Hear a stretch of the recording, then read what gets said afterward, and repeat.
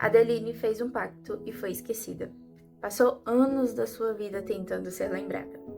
Henry fez um pacto para nunca ser esquecido. Mas no final, nenhum dos dois encontrou a identidade que tanto buscavam. E você?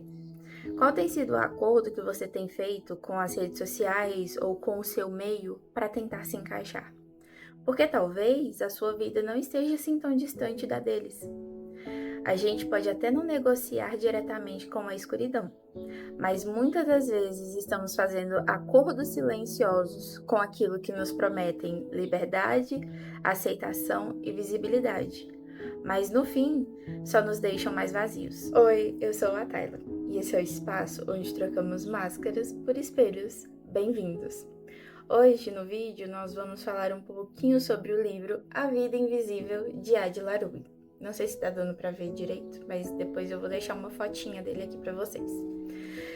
O livro, ele se trata de uma jovem que estava prestes a se casar, mas ela queria uma vida com mais liberdade. Então, no dia do seu casamento, ela fugiu.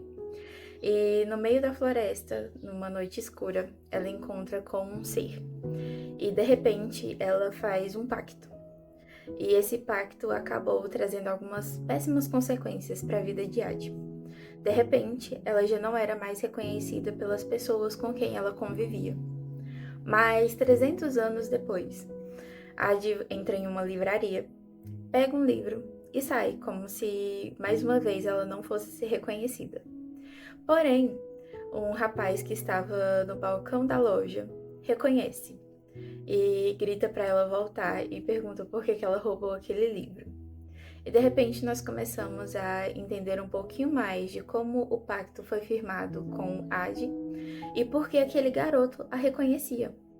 E o livro é bem interessante nesse ponto e traz algumas reflexões onde nós também podemos falar um pouquinho sobre identidade, o pertencer e também trazer algumas reflexões bíblicas.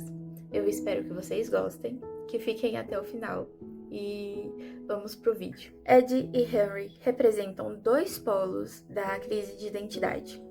Ed, apagada, invisível, não reconhecida, símbolo de uma identidade esquecida. Henry, por outro lado, amado, percebido, mas de uma forma artificial, símbolo de uma identidade falsa. Ambos vivem o que Erikson chamaria de confusão de papéis, uma oscilação entre querer ser algo e não conseguir sustentar esse ser. Um trecho do livro vai dizer o seguinte: ela passou tanto tempo sem criar raízes que não sabe mais como deixá-las crescer. Isso é quase um resumo do risco da juventude: viver sem raízes e sem uma base sólida para se firmar. Eu só pedi mais tempo, uma vida com mais liberdade. Eu concedi ambas as coisas. Ele passa os dedos ao longo da cabeceira da cama. No último ano, nada te afetou. Um som sufocado escapa da garganta de Adi, mas ele continua. Você está inteira, não é? Ilesa, não envelhece, não enfraquece. E por falar em liberdade, existe uma libertação maior do que a que eu lhe dei? Uma vida inteira sem ter que dar satisfações a ninguém. Esse é um diálogo que Adi está tendo com Luke, o ser do qual ela firmou um pacto. E nisso nós vemos que ela se enganou. Ao invés de estar adquirindo liberdade, ela se tornou escrava de um pacto. Erikson fala que a juventude busca por autonomia, mas sem consistência. E então essa liberdade ela vira uma perda de si mesmo.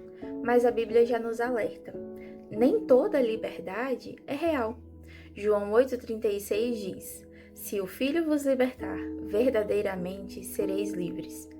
E Romanos 6,16 diz: sois servos daquele a quem obedeceis. A falsa liberdade é só outra forma de escravidão. Adi não dá satisfação a ninguém, mas paga o preço por não ter reconhecimento. E nós? Quantos pactos temos feito com as redes sociais, acreditando que nelas encontraremos liberdade e aceitação? Mas no fim, só acabamos ainda mais presos ao medo de não sermos reconhecidos. Você sabe que não era isso que eu queria. Você não sabia o que queria corrige ele bruscamente, dando um passo em sua direção. E se sabia, deveria ter sido mais cuidadosa. Você me enganou. Você errou, afirma a escuridão, acabando com a distância entre eles. Não se lembra, Deline?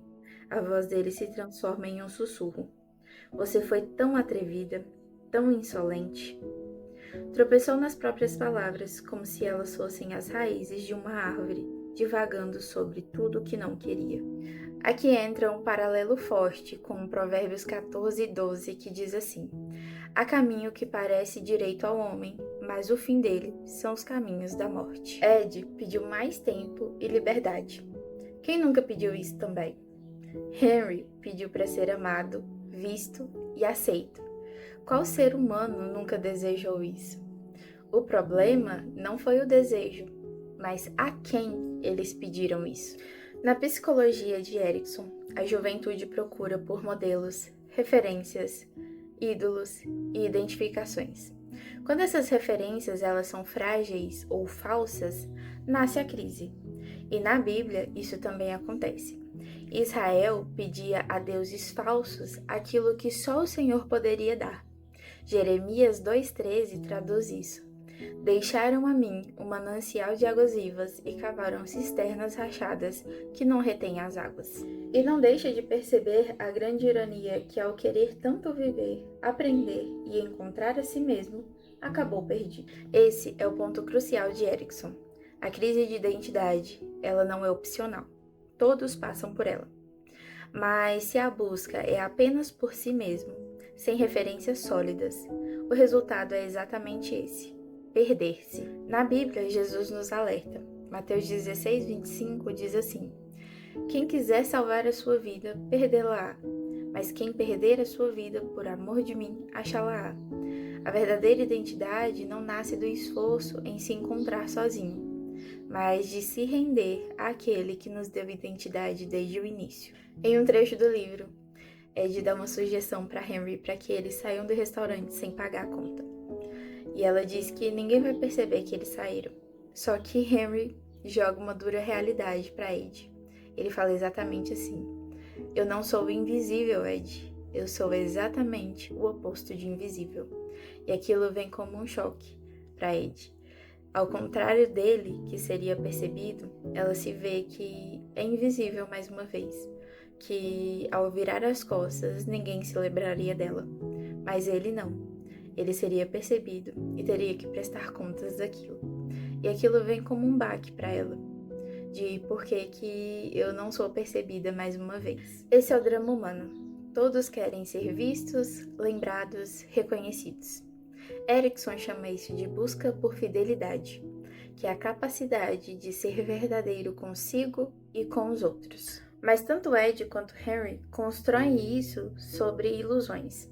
Ed vive no desejo de ser lembrada, mas sem deixar rastros. Henry vive no desejo de ser amado, mas apenas porque se moldou ao pacto. Nas redes sociais, vivemos as mesmas tensões. Queremos ser vistos, lembrados, curtidos. Mas isso muitas vezes acontece apenas por versões editadas de nós mesmos, não por quem realmente somos. Mas na Bíblia, a resposta já é clara. Já somos vistos por Deus. Salmos 139:1 diz: Senhor, tu me sondas e me conheces.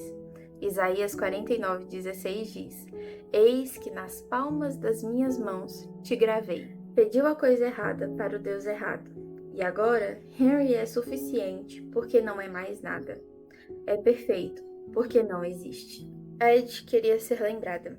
Henry queria nunca ser esquecido.